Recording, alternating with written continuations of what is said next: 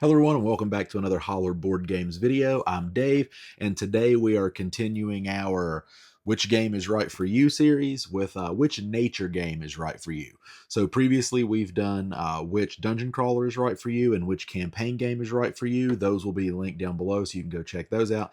Today we're doing Which Nature Game is Right for You. Now this list is going to be a little bit shorter just because of the limited experience that I have with nature games, and this is not meant to be an expose on every single nature game that ever existed. I have not played all of those. These are just the ones that I've played, that I'm comfortable with, that I'm comfortable with talking about, I'm comfortable with recommending. So hopefully it's getting to be springtime. You're starting to get out in nature, and it's looking like you're going to want to play some nature games soon. So hopefully let's get this list underway and see if you guys will find something that you like on here. So starting up first on the list, we're going to have Canopy Evergreen. Now, Canopy Evergreen is a game where you're essentially kind of building a forest as you go along. You're growing trees and things like that. It's a very nice game. We have a review of it on the channel. I'll try to link that below as well, too, link to that review. But Canopy Evergreen, if you like shorter games, Canopy Evergreen is going to be for you. This one plays in about 45 to 60 minutes, so it's an easy weeknight game. It's something you can put down on the table. If you like games that are on the easier side, Canopy Evergreen is going to be great. We played this one with our 10-year-old son. He had no issues playing it. He really enjoys this game. It's rated 2.33 out of 5 on the difficulty scale for Board Game Geek, so it's not the easiest game on this list, but it is sort of I hesitate to call it a gateway game, but it's kind of right there on the cusp of, that easy to medium difficulty level. So I don't think anybody will have too much problems with this one if they pick it up. If you like table presents, Canopy Evergreen is going to be for you. This one is gorgeous once you put it out on the table. It has the trees that you actually build and grow and move up as you go along. All of the animal tokens are wooden and beautiful. This one just looks great on the table. It's very, very, very thematic. So if you like something that has a lot of table presence, this one is going to be great. Also, if you like learning things, Canopy Evergreen is going to be great. They have little factoids on the cards for the animals and stuff that tell you a little bit about them and let you know some things. So if you enjoy that, Joanne and I both really enjoy like those little factoids on the cards and reading them and learning things. So if you like that, Canopy Evergreen is going to give you that as well. Next up on the list, we have Earth. Earth is a game where you are essentially building your own ecosystem, is kind of the best way to explain it. You're making a tableau of cards and a kind of an engine building. They run as you go along, and you're just putting these different cards and you're trying to score things with animals, and you're just making your own ecosystem from the game. So Earth, once again, we have a review of Earth. I'll link it below as well. We've done a lot of these nature game reviews. But Earth, if you like games with a ton of stuff to see, then Earth is definitely going to be for you. Earth is, what I mean by that is there is just a gigantic stack of cards in Earth of plants and animals, and it seems like nearly every plant and animal on earth is represented in this game, and we've played it a ton and we haven't came close to seeing everything that's on all of those cards. I don't even want to venture guess at how much you'd have to play to be able to see everything that's on those cards. So if you like something that you're probably going to see something new every single time you put it down, there's going to be new animals, there's going to be new plants, there's going to be something new for you to see, then Earth is going to be right there for you because there's just a ton of stuff there in the base game. If you like games that have sort of multiple difficulties, this one is for you. So Earth has I hesitate to call it a starter version or a beginner version, but it's a version that they recommend you play with the first couple of times that you play that has less scoring options. It's less complicated. It's kind of more pared down. And that is actually my preferred way to play Earth is that pared down version.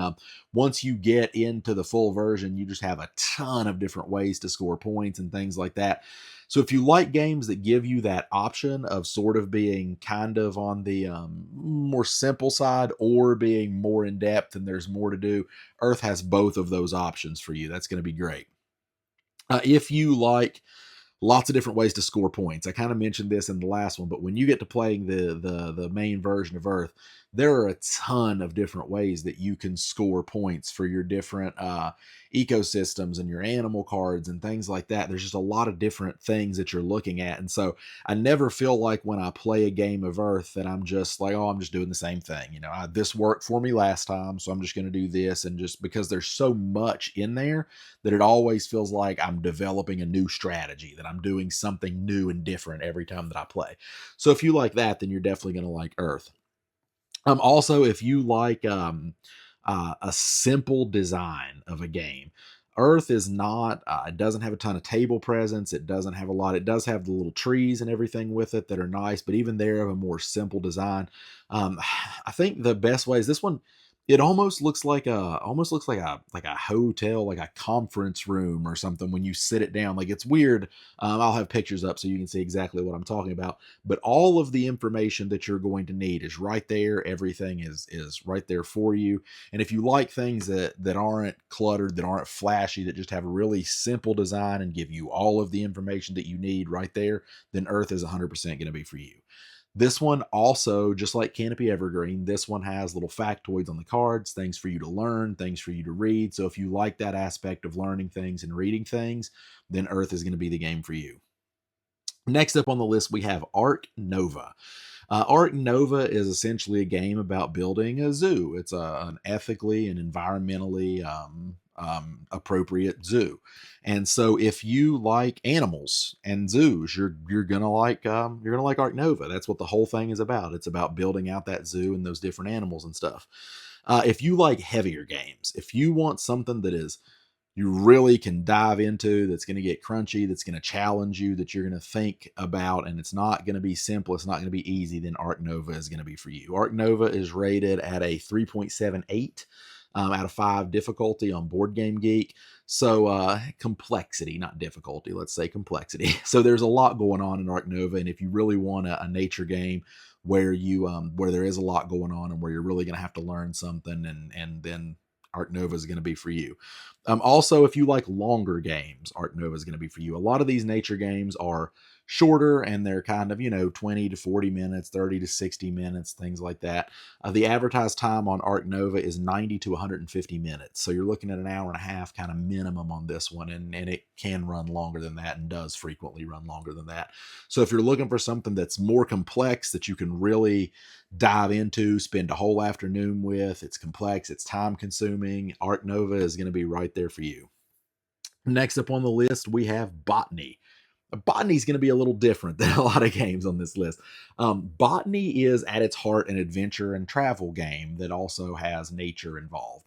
So in Botany, what you are doing is you are traveling around the world and you're collecting flowers, essentially. You are Victorian era flower collectors. And so in Botany, if you like flowers, this one's 100% going to be for you. There are just a ton of different flowers in the game, tons of different things to collect and see. And all of the art in this game, it's all public domain art. So it's very familiar. It's all of like the old pictures of flowers and things that you've seen. The art is fantastic. And so if you're really into that art style and if you're really into different flowers and different types, this one's definitely for you.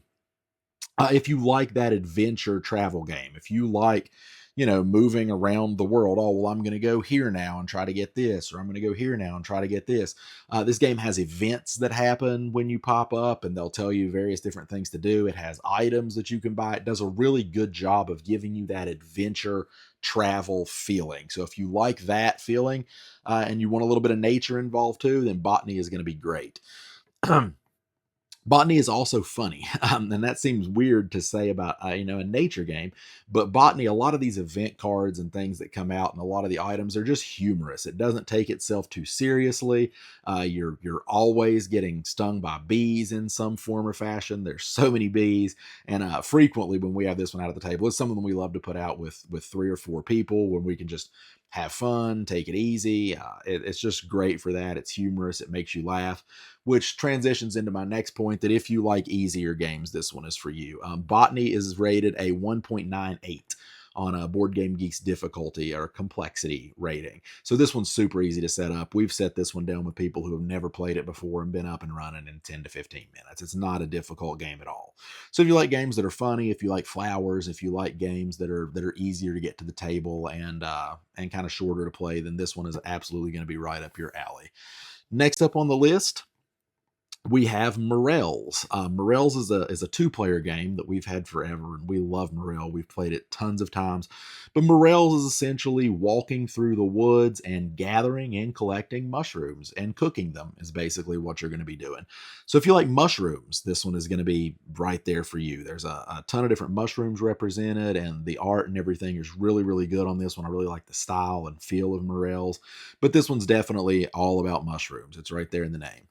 If you like two-player games, I mentioned it earlier, but this one is strictly a two-player game. Now, I think there are some things coming out soon for Morels, potentially already out. I don't know. I haven't looked into it, but I think they bring up that player count a little bit. But the base game of Morels that I have that we've played for years and years and years, it's a two-player game at heart. So if you're looking for something that is two players, then that's for you. If you're looking for something that's more than two players, look into this still, because I believe there's some stuff coming up now that is either already out or will be coming out soon that'll let you play this with more than two players.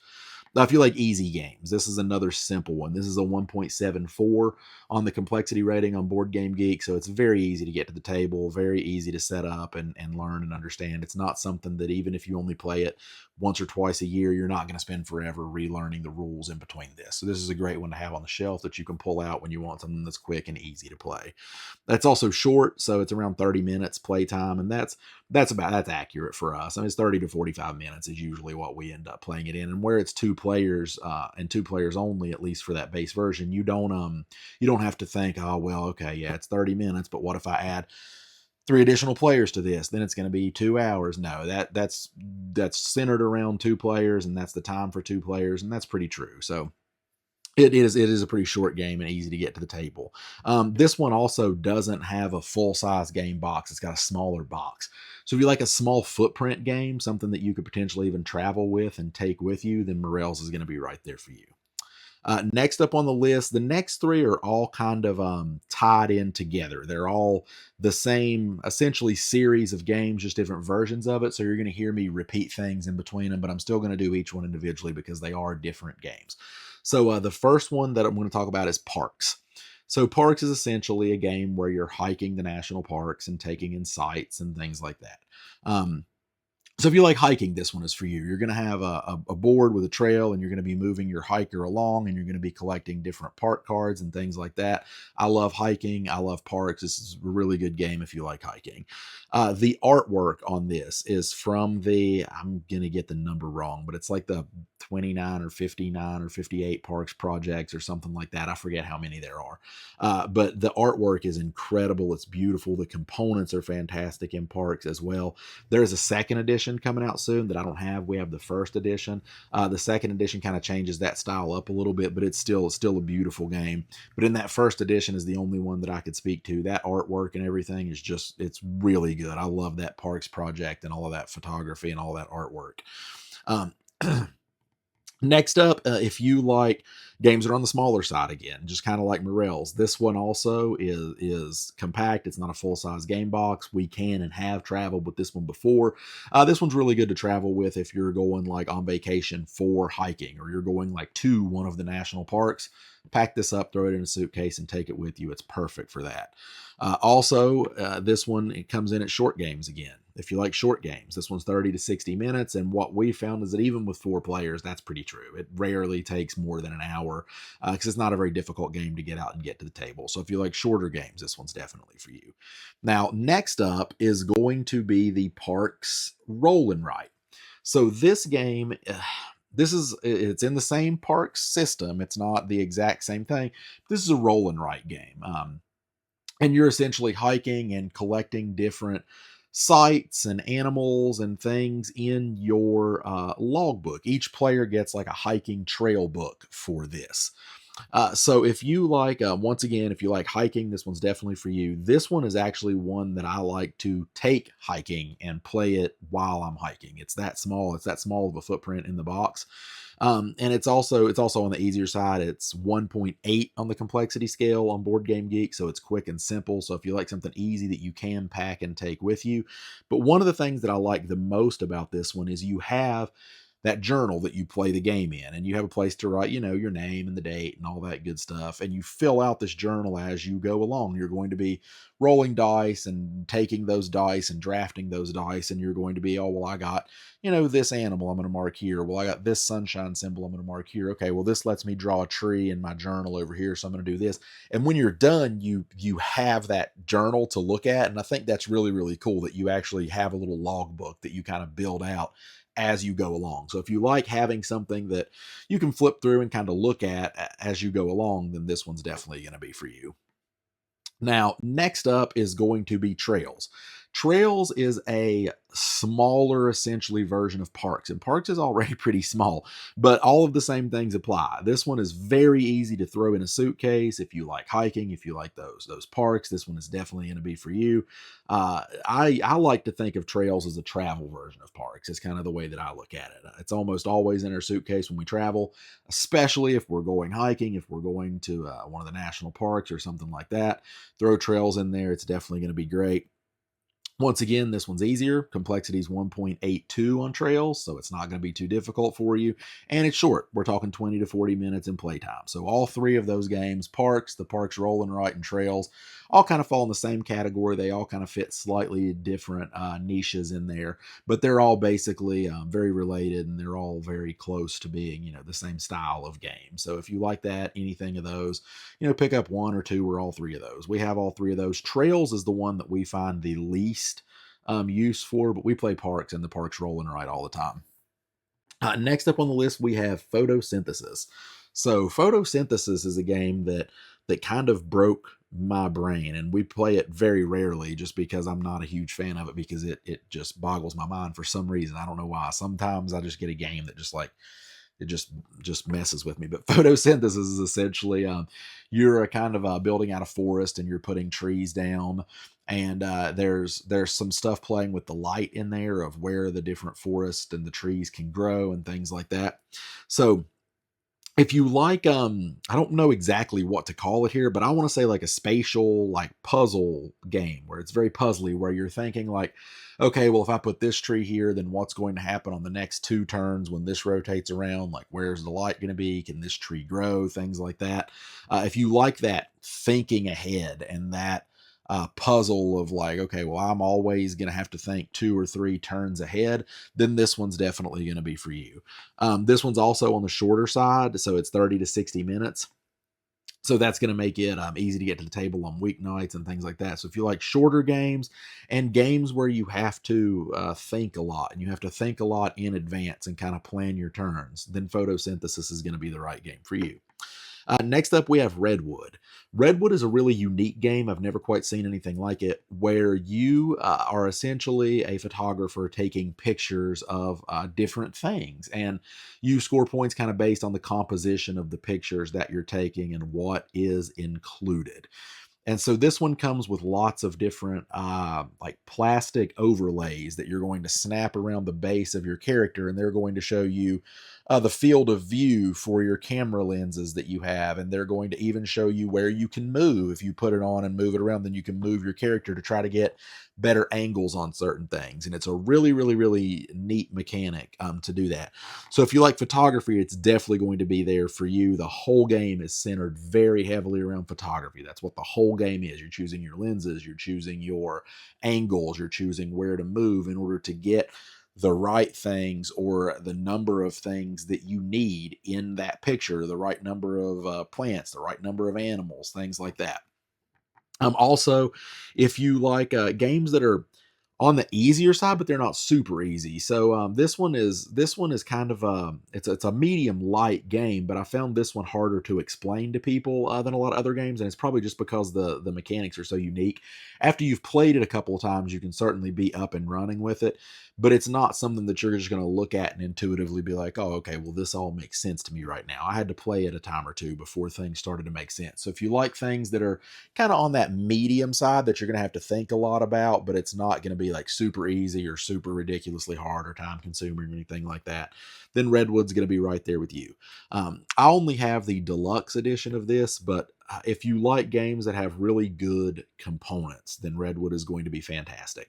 All of those minis and all of those plastic overlays that you snap onto the mini bases and the way that all works, and even just the way you store those, there's like a little pegboard that you store those things on. The components are just fantastic. I can't speak to the standard edition. I only have the deluxe edition.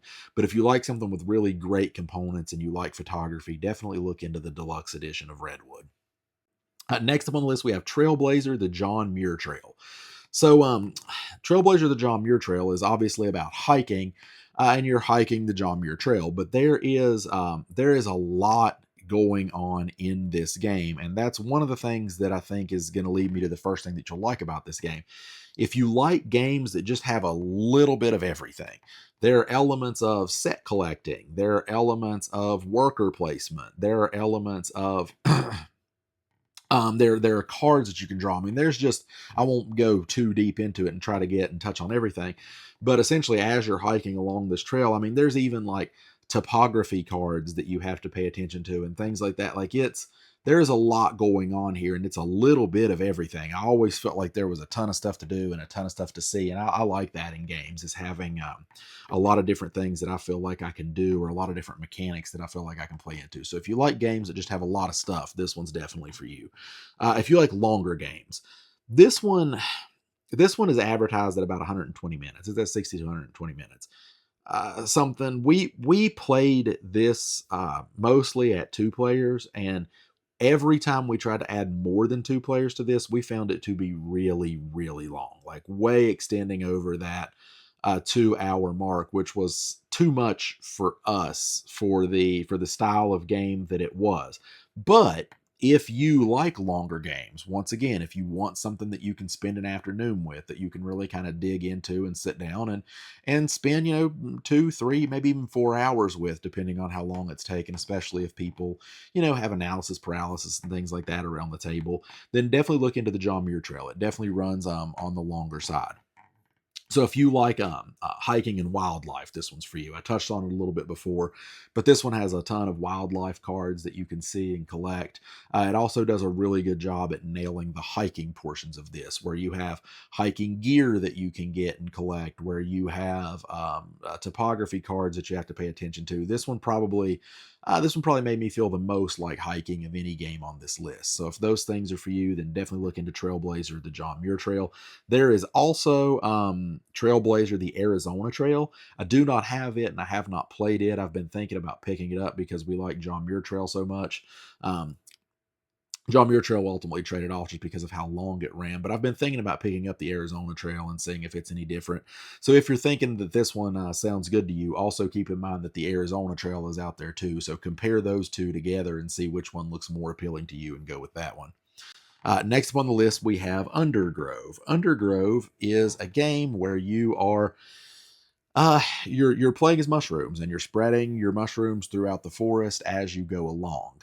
Now, Undergrove, if you like mushrooms, definitely this one is for you. There is a ton of mushrooms represented in this game, way more than what we're talking about with Morels.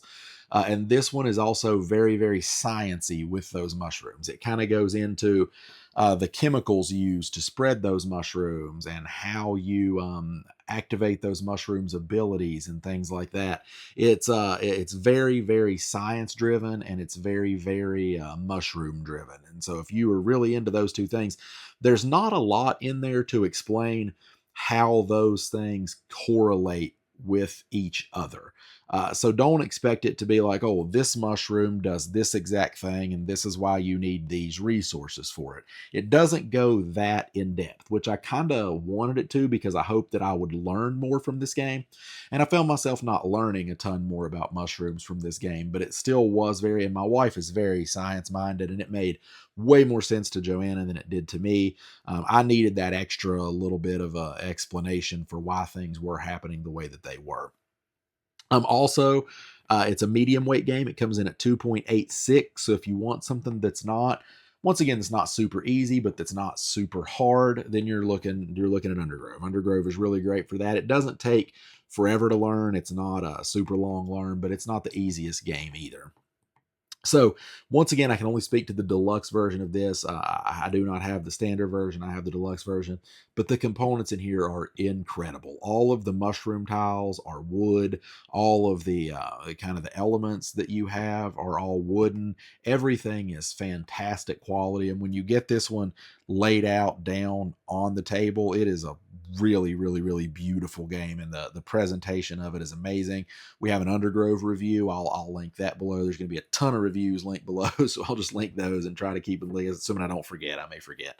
But if I do forget, that one's on the channel. Go look it up. So next up on the list, we have Wingspan. Wingspan is a game where you are kind of building out a bird sanctuary habitat. I don't know what term they use for it, but you're taking different bird cards and you're playing different bird cards and you're building an engine and activating those birds depending on what you do, and you have to get them different food and things like that. So if you're into birds, obviously Wingspan is going to be for you. There are a ton of birds in here, birds that I have just never heard of or dreamed of or knew imagined. I have one of my friends is really, really, really big into birds, and we'll just play this and he'll be like, oh yeah, that one does this, this, this, and this, and he knows what all of the birds do, and I'm just in awe because there's so many. And then there are expansions that are different parts of the world. There's Asian, there's all kinds of different stuff that plays in. So if you're into birds, if birds are your thing, Wingspan is definitely going to be the game for you. So this one also, if you like engine building. Now, if you're newer to board games, you may not understand what that means, but essentially engine building is when you put something together and then you get to watch it run, basically. So you're making all of these different rows of birds and then you are activating them, and they're all doing something different when you activate them. And so it's really cool to get to put all of this out and then see like, okay, boom, boom, boom, boom, boom, this is happening. So if you like games that have engine building in them, or if you like kind of building something and then watching it do its thing as you play the game, then Wingspan is definitely for you. This one's a medium difficulty game, comes in at 2.47. I have introduced this game to people who are not big into board games, and they've gotten it pretty quick. It's not a super easy teach.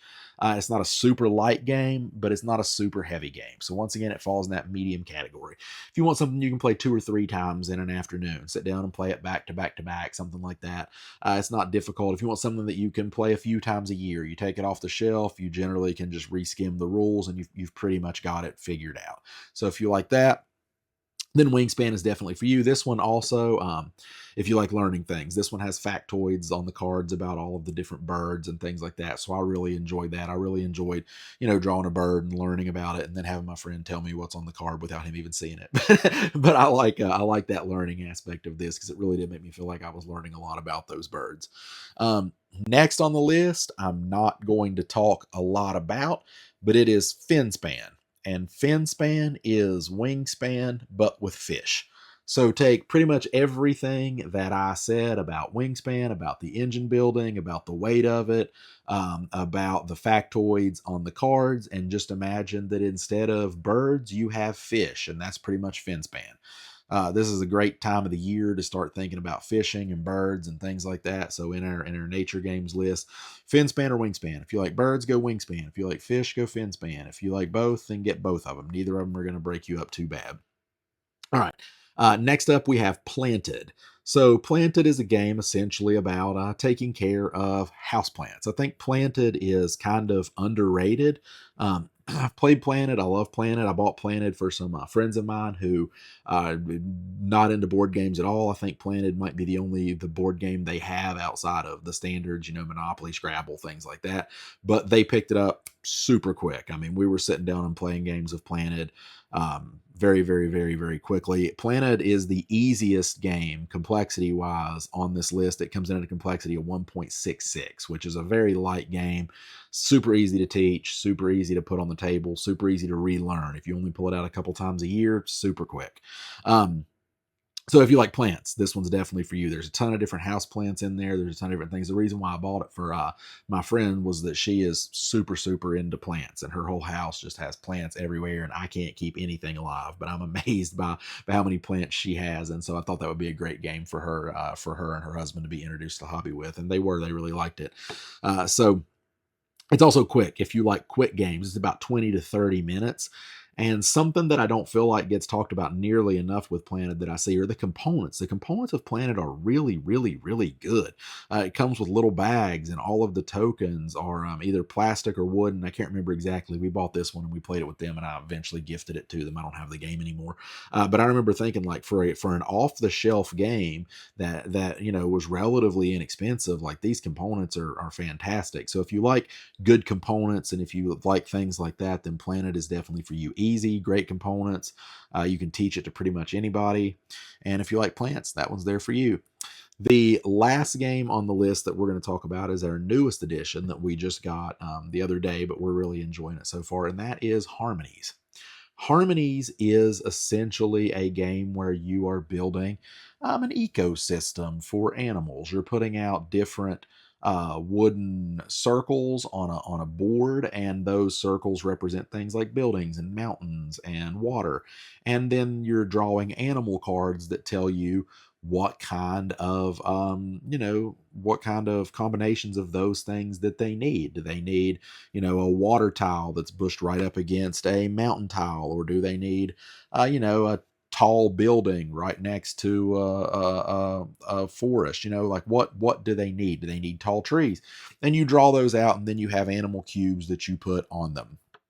So if you like really bright, vibrant, unique art, this one is definitely for you. Harmonies is an incredibly, incredibly beautiful game.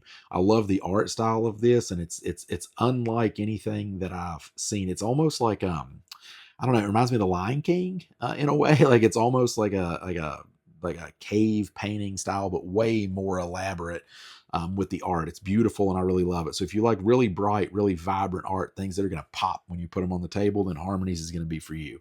If you like those unique mechanics, I kind of explained them a little bit, but if you like that building up and that spatial puzzle aspect of where, okay, you got to take 3 of these things at a time. So where do I put this one, and where do I put this one, and where do I put this one?